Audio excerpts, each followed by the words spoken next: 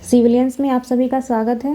तो ज्योग्राफी में हम देख रहे थे अपवाह प्रणाली जिसमें हमने पिछले क्लास में देखा था सिंधु नदी तंत्र। आज हम देखेंगे ब्रह्मपुत्र नदी तंत्र। तो आइए स्टार्ट करते हैं ब्रह्मपुत्र नदी तंत्र को। तो आइए देखिए इस इमेज में ये जो ब्लू कलर का है ये है हमारा भारत, ये इंडिया, उसके बाद ये तिब्बत, उसके बाद यहाँ नेपाल, फिर भूटान और ये वाला भी इधर इतना तक हो गया हमारा ये भारत। तो देखिए यहाँ पे तिब्बत से ब्रह्मपुत्र नदी निकलती है, उसके बाद ये जाके अरुणाचल प्रदेश से यहाँ पे भारत में प्रवेश करती है और उसके बाद ये आगे जाके यहाँ पे गंगा नदी से बांग्लादेश में मिल जाती है। तो ब्रह्मपुत्र नदी का उद्गम कहाँ होता है? ये होता है मानसरोवर झील के निकट ही एक ग्लेशियर है जिसका नाम है चेमा युंगडुंग ग्लेशियर।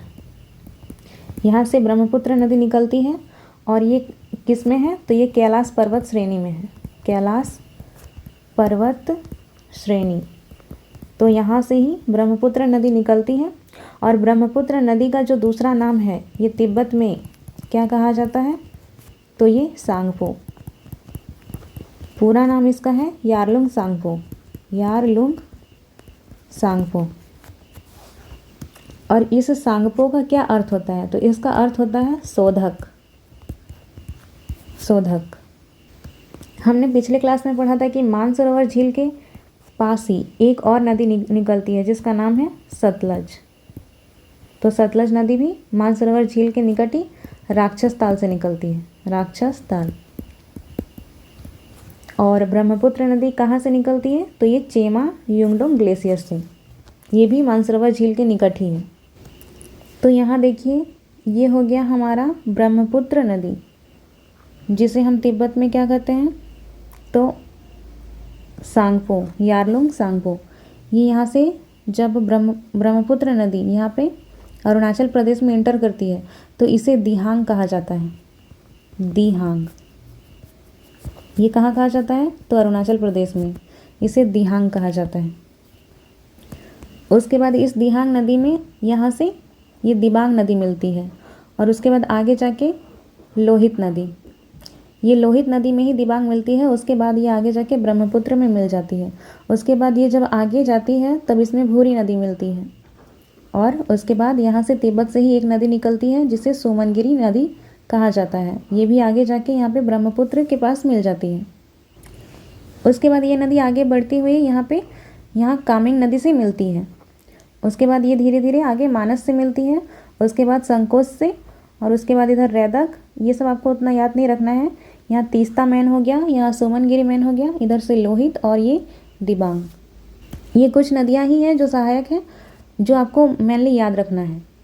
बाकी इसकी अनेक सहायक नदियाँ हैं और अधिकतर जो सहायक नदियाँ हैं ये ब्रह्मपुत्र दाएं साइड में से जाके मिलती है ब्रह्मपुत्र में, राइट से। अब नीचे बाएं से देख लीजिए, यहाँ पे ये धनसिरी नदी हो गई, उसके बाद ये कपिली, ये जाके ब्रह्मपुत्र में मिलती है। और यहाँ पे बाएं साइड से, सॉरी यहाँ दाएं से ये तीस्ता नदी जो कि यहाँ सिक्किम से निकलते हुए यहाँ पे ब्रह्मपुत्र में मिल जाती है। उसके बाद जब ये ब्रह्मपुत्र नदी आगे यहाँ पे बांग्लादेश में प्रवेश करती है तो ये जमुना कहलाती है, जमुना। और उसके बाद जब ये यहाँ से गंगा नदी से मिल जाती है तो ये आगे मेघना कहलाती है, मेघना। गंगा नदी जब यहाँ पे बांग्लादेश में प्रवेश करती है तो ये पद्मा कहलाती है। और यही पद्मा और ये जमुना अर्थात ब्रह्मपुत्र दोनों जब आपस में मिलते हैं तो मेघना कहलाती है। और इस जमुना और पद्मा नदी की कई धारा ये इधर बढ़ जाती है और उसके बाद यहाँ पे सुंदरवन डेल्टा का निर्माण करती है, जिसका कुछ भाग यहाँ पश्चिम बंगाल में भी है। ब्रह्मपुत्र नदी को असम के कुछ भाग में लोहित नदी भी कहा जाता है, लोहित। और ये नदी असम में ही एक सबसे बड़ा नदी द्वीप बनाती है, दुनिया का सबसे बड़ा नदी द्वीप माजुली इसका निर्माण करती है। अभी इसे जिला भी घोषित कर दिया गया है असम सरकार के द्वारा। ब्रह्मपुत्र नदी को दक्षिण एशिया की सबसे बड़ी नदी कहा जाता है, दक्षिण एशिया की सबसे बड़ी नदी। बड़ी नदी। ब्रह्मपुत्र नदी अरुणाचल प्रदेश में दिहांग कहलाती है, लेकिन जब ये इसमें दिबांग और लोहित नदी आगे मिलती है तो ये ब्रह्मपुत्र के नाम से जानी जाती है, ब्रह्मपुत्र। और इसका कहीं कहीं नाम, जैसे कि असम में कहीं कहीं पे इसे लोहित भी कहा जाता है। उसके बाद ये आगे ब्रह्मपुत्र कहलाती है। और उसके बाद यहाँ पे असम के धुबरी नामक एक क्षेत्र है जहाँ से ये यहाँ बांग्लादेश में प्रवेश करती है। धुबरी नामक स्थान पे, ये भी याद रखिएगा, धुबरी। और उसके बाद ये यहाँ पे जमुना कहलाती है। तो इसका नाम बहुत सारा है। पहला तो सांगपो, जिसका अर्थ होता है शोधक अर्थात प्योरीफायर, शोधक। उसके बाद यहाँ पे दिहांग, फिर ब्रह्मपुत्र, कहीं कहीं लोहित भी कहा जाता है। उसके बाद आगे यहाँ पे जमुना और उसके बाद लास्ट में मेघना, जब ये पद्मा नदी से मिलती है तब। ब्रह्मपुत्र नदी भारत में सबसे लंबी दूरी असम में तय करती है। और ये कितनी लंबी दूरी होती है? तो ये 750 किलोमीटर। और इसे असम का लाइफ लाइन कहा जाता है। लाइफ लाइन किसका? तो असम का। ये नदी अपने साथ काफ़ी अवसाद बहा करके लाती है, जिसके कारण ये क्षेत्र को काफ़ी उपजाऊ बना देती है, जिससे यहाँ पे कृषि बहुत ही अच्छी से होती है। और वर्षा के दिनों में ये बाढ़ भी लाती है, जिसके कारण असम में हमेशा अक्सर आप देखेंगे कि जब भी बरसात का मौसम होगा तब वहाँ पे बाढ़ का प्रकोप रहता है। तो ब्रह्मपुत्र नदी का विस्तार कौन कौन से देश में है? तो इसका विस्तार है पहले चीन, यहाँ तिब्बत जिसे कि चीन अपना मानता है, जिसके कारण हम इसे चीन ही कहते हैं, तिब्बत या चीन। उसके बाद भारत और बांग्लादेश। तो इसका विस्तार इन 3 देशों में है। इसका कुल क्षेत्रफल कितना है? तो ये है 6,51,334 वर्ग किलोमीटर। और भारत तथा भूटान में इसका क्षेत्रफल कितना है? तो ये है 2,40,000 किलोमीटर स्क्वायर। कुल कितना है? 6 लाख। और भारत और भूटान में कितना है? तो ये 2 लाख लगभग में आप बोल सकते हैं। उसके बाद इसका उद्गम कहाँ से होता है? तो ये मानसरोवर झील के निकट ही, मानसरोवर झील के निकट चेमा युंगडुंग ग्लेशियर से, चेमा युंगडुंग ग्लेशियर। तिब्बत में इसका नाम क्या हो जाता है? तो ये यारलुंग सांगपो। और इसका अर्थ क्या होता है सांगपो का अर्थ? तो ये शोधक, साफ करने वाला, प्योरीफायर, शोधक या प्योरीफायर। और अरुणाचल प्रदेश में कहाँ से प्रवेश करती है?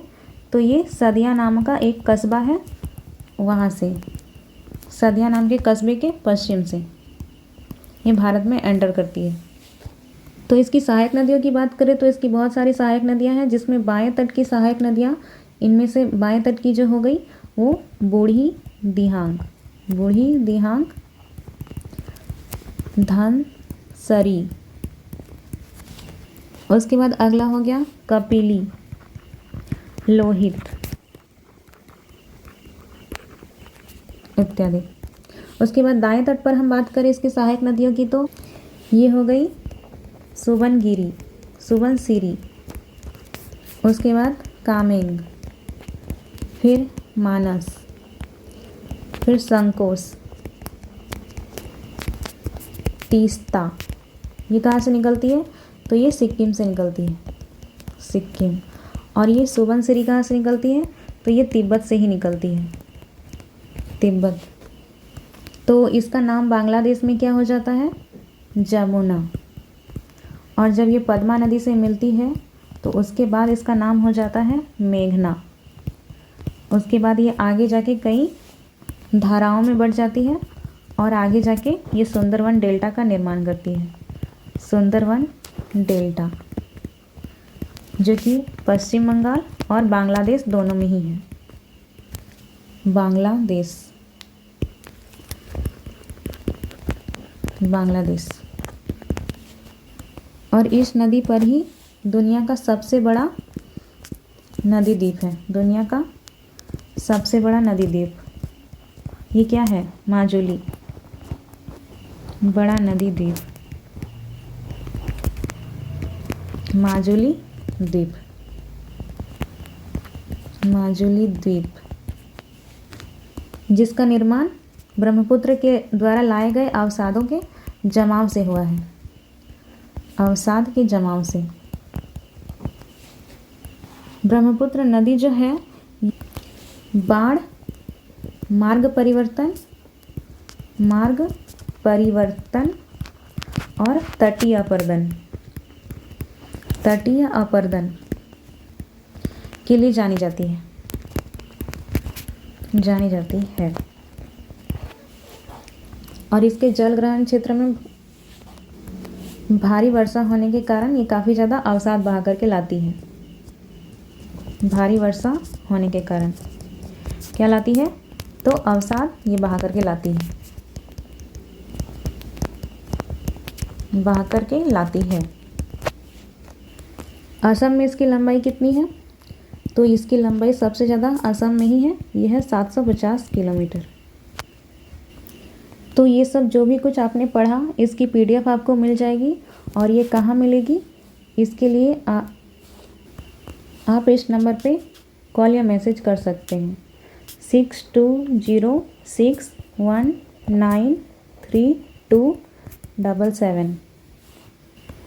इस नंबर पे आपको सारी जानकारी मिल जाएगी। नेक्स्ट क्लास में हम देखेंगे प्रायद्वीपीय अफवाह